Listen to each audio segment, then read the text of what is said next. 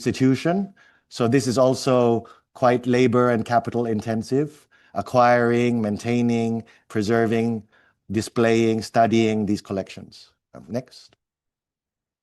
Yes, and as for studying, we carry out research programs on a whole range of fields. Of course, we disseminate technical museological skills, support museum development in the country, including all kinds of museums at the in LGUs across the country, including Valenzuela City, that you might recall personally, sir. And we extend technical assistance in preservation, restoration of cultural property. So as an example, these pictures show our restoration of the very significant shrine of Our Lady of Kaysasay in Taal, Batangas, damaged by the eruption of Taal volcano in 2020. This was one of our pandemic projects that took 4 or 5 years, 4 or 5 phases across 5 budgets to finish. Yeah, and we completed this last year. Yeah. Next. And finally, the catch-all function. We carry out all functions characteristic of such museums as we are, public, collecting, and research museum institutions of national scope. Yeah. So following from our mandate, duties, responsibilities are our strategic priorities and the programs that come under them. So we have 4 strategic priorities. The first, as I tried to emphasize at the outset, was universal access. So under this is our museum access and public engagement program. So here is museum education, outreach programs of all kinds to our diverse audiences, including to students, teachers, the general public, marginalized communities, so on and so forth, persons with disabilities. And then our infrastructure program, or the museum development program, comes under this because upgrading our existing museums, improving them, and establishing new museums around the country is supposed to facilitate universal access, or first and foremost. So the more places we are at, the more easy it is to reach and access the National Museum and its services. Under the second strategic priority, cultural and natural heritage, that's where our research and collections management programs come in. Then our third strategic priority, which you'll also find is taking a large chunk of our recent and ongoing budgets, is digital transformation. So there you'll see large allocations or requests for ICT expenditures. That's where you'll see increases. I heard you ask NHCP next door, sir, the increases in subscription expenses to subscribe to software and cloud services and other related services. And then finally, strong topic, and we're very happy to be joined by our resident auditor, Auditor Saligo, is good governance under strategic priority number 4. So that is in complying with civil service, DBM, COA, and other oversight agencies, getting our ISO certification and maintaining that, and so on and so forth. I could go into each one of them. The presentation continues, but in the interest of time, we might go straight to slide 52, which is good governance, which is where we start to disclose our financial performance. But all these slides in between just go to each of those pillars, the programs, and then there are various performance targets and accomplishments under each, sir. Yeah. Can you excuse me for 1 second? Absolutely. And we'll suspend for a few minutes. I'll come back quickly. Yes, sir.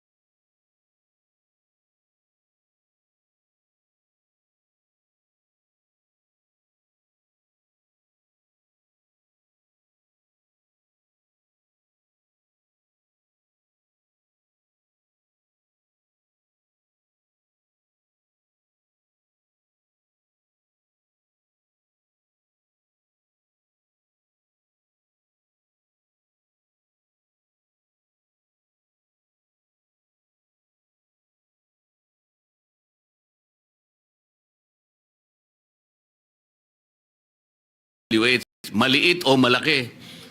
Lalong-lalo na yung mga tao na nagpasimula kung paano ilatag ang mga pondo nito para sa ganun ay kanilang malustay.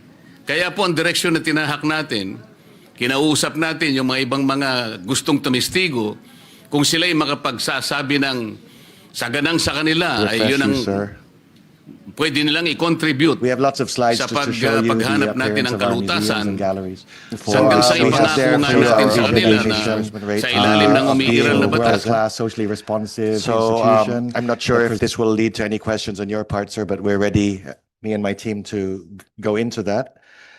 And then moving forward for the current, next slide, please. Our current performance. As of June, we had obligated 60%, and then as of August 15, our latest report, 68%. I'm happy to say, sir, a lot of the lack of the things to be obligated were due to projects or funds for later release. All for later release funds were released to us just yesterday, sir. So we'll be obligating 120 million plus worth of capital outlay in the next weeks. So this figure will go up markedly by next month, I anticipate. Next slide. Again, I'm happy that our auditor is here because we are proud to share some of the commendations that we are given from the Commission on Audit. Of course, these are the commendations. There are also issues, but one of them is a high budget obligation rate that we achieved last year of over 90%, that we managed to exceed the mandatory threshold for GAD activities, that we also managed to fulfill the mandate relating to senior citizens and PWDs, and so on and so forth, and to ensure our properties. And so we've made progress on many COA issues. What isn't here are some of the things that remain ongoing, such as cleaning up our property, plant, and equipment. We're working with the COA. Again, sir, if you want to delve into any of these issues at all, we're ready to engage with you on that. Next slide. So to our NEP, as you know, sir, we have a NEP proposed by the President of 840,987,000 for the National Museum of the Philippines as part of the DepEd budget. The next slide shows you NEP versus the current GA.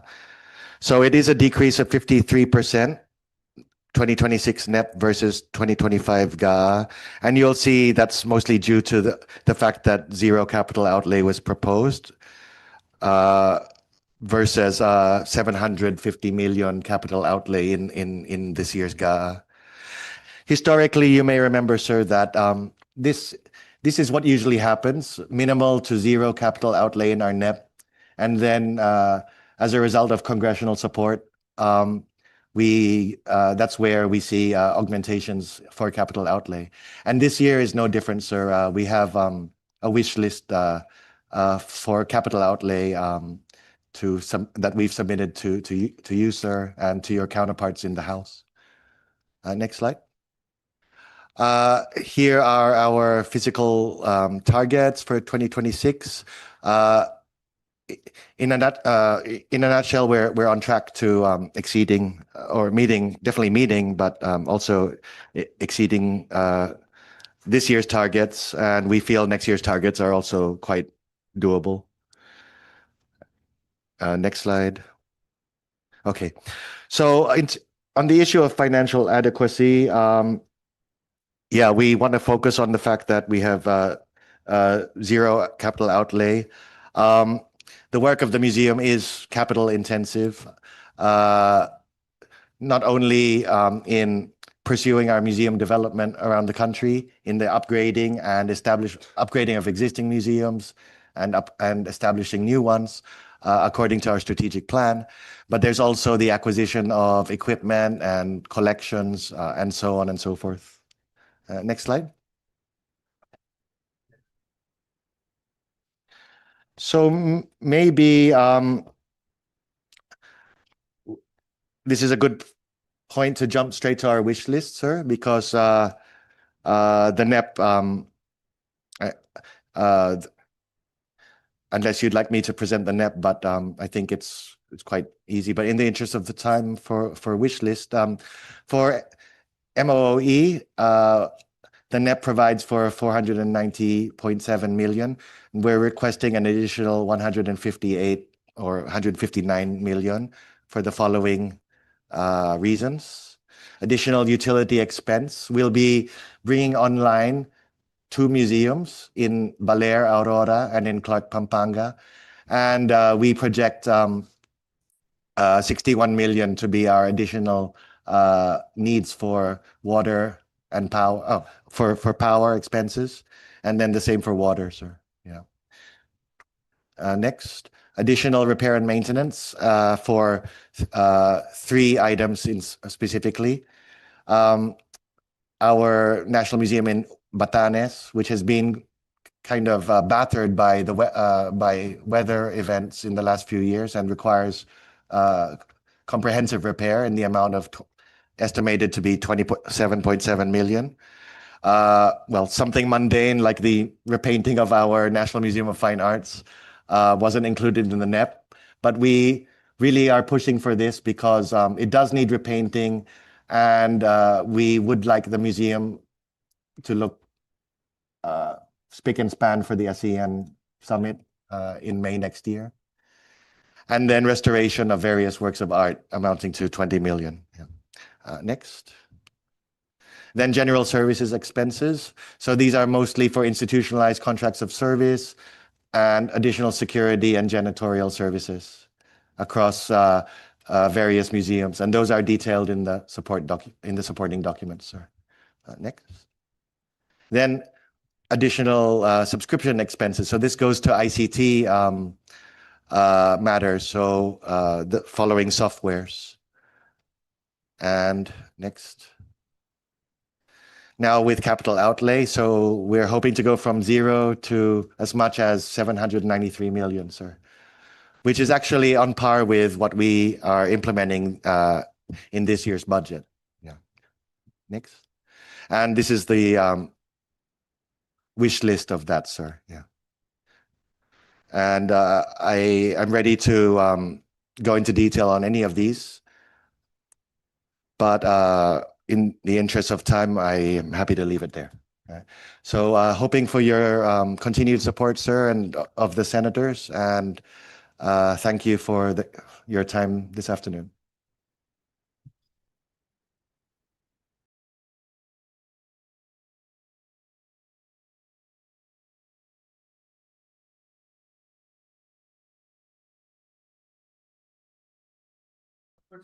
Jeremy, I was quite surprised that your budget was there was a big difference between your budget proposal versus what was approved